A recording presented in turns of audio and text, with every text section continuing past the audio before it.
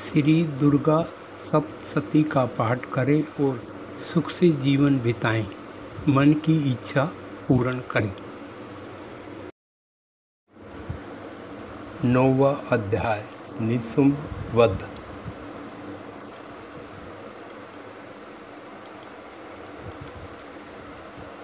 ओम श्री दुर्गाय नमः। मैं अर्धनारी की श्री शरण लेता हूँ। उसका वर्ण वह अपनी भुजाओं में सुंदर अक्षरमाला अर्धचंद्र उसका आभूषण है तथा वह 3 नेत्रों से सुशोभित है। राजा ने कहा, भगवान, आपने रक्त बीज के वध से संबंध रखने वाली देवी चरित्र का ये अद्भुत मुझे बताया। अब रक्त बीज के मारे जाने पर अत्यंत क्रोध में भरे हुए शुंभ और निशुंभ ने जो कर्म किया उसे मैं सुनना चाहता हूँ। ऋषि कहते हैं, राजन, युद्ध में रक्त बीज और अन्य दैत्यों के मारे जाने पर शुंभ और क्रोध की सीमा न रही। अपनी विशाल सेना इस प्रकार मारी जाती देख निशुंभ देवी की ओर दौड़ा और उसके साथ असुरों की प्रधान सेना थी। उसके आगे पीछे और बड़े बड़े असुर थे जो क्रोध से होठ चबाते हुए देवी को मार डालने के लिए आए। महापराक्रमी शुंभ भी अपनी सेना के साथ करके क्रोधवश चंडिका को मारने के लिए आ पहुंचा। तब देवी के साथ शुंभ और निशुंभ का घोर संग्राम छिड़ गया। ये दोनों दैत्य मेघों की भांति बाणों की भयंकर कर रहे थे। उन दोनों के चलाए हुए बाणों को चंडिका ने अपने बाणों के समूह से तुरंत काट डाला और शस्त्र समूहों की वर्षा करके उन दोनों दैत्यपतियों के अंगों में भी चोट पहुंचाई। निशुंभ ने तीखी तलवार और चमकती हुई ढाल लेकर देवी के श्रेष्ठ वाहन सिंह के मस्तक पर प्रहार किया। अपने वाहन को चोट पहुंचाने पर देवी ने निशुंभ की श्रेष्ठ तलवार तुरंत ही काट डाली और उसकी ढाल को भी खंड खंड कर दिया। ढाल और तलवार के काटे जाने पर उस असुर ने शक्ति चलाई, किंतु सामने आने पर देवी चक्र से उसके भी 2 टुकड़े हो गए। अब तो निशुंभ क्रोध से जल उठा और उसे दानवों ने देवी को मारने के लिए शूल उठाया, किंतु देवी ने समीप आने पर उसे भी मुक्के से मारकर चूर्ण कर दिया। तब उसने गदा घुमाकर चंडिका के ऊपर चलाई, परंतु वह भी देवी के त्रिशूल से कटकर भस्म हो गई। तदुपरांत दैत्यराज निशुंभ को परसा हाथ में लेकर आता देख देवी ने बाण समूह से घायल कर धरती पर सुला दिया।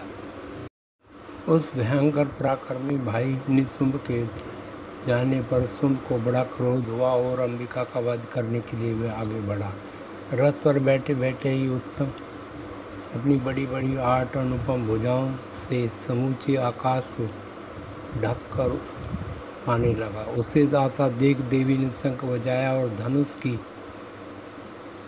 साथ ही अपने घंटी के शब्द से, जो समस्त दैत्य सैनिकों का तेज नष्ट करने वाला था, संपूर्ण दिशाओं को।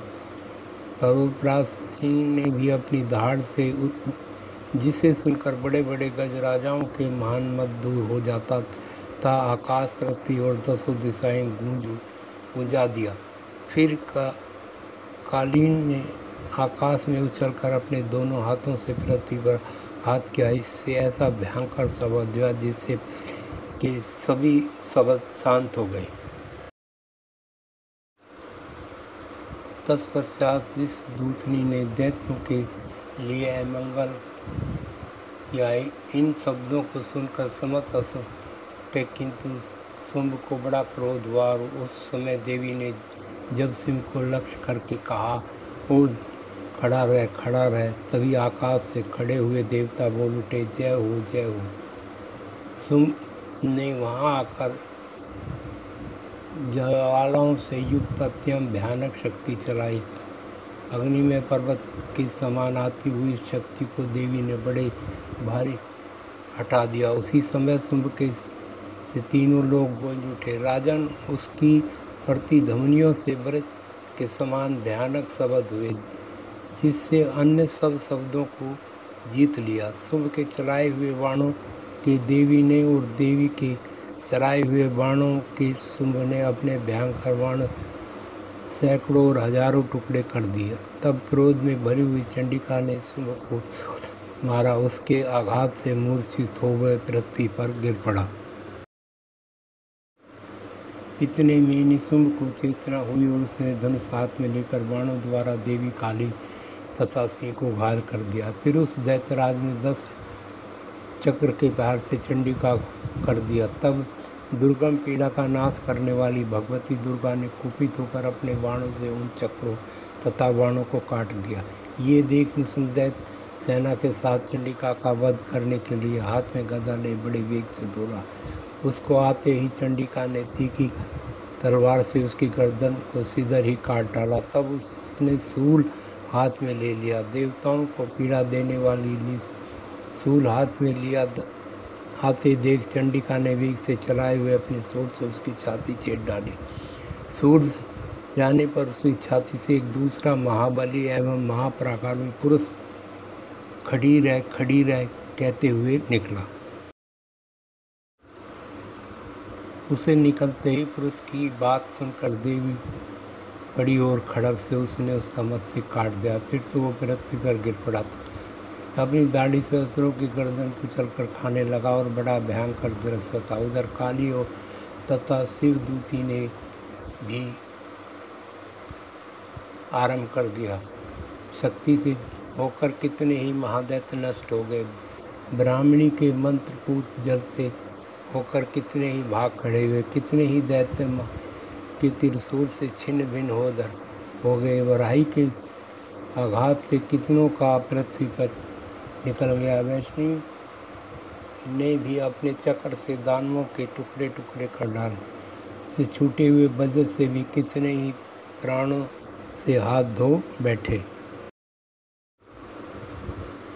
कुछ असुर नष्ट हो गए, कुछ उस महायुद्ध में भाग गए तथा कितने ही काली शिवदूती और सिंह के ग्रास बन गए।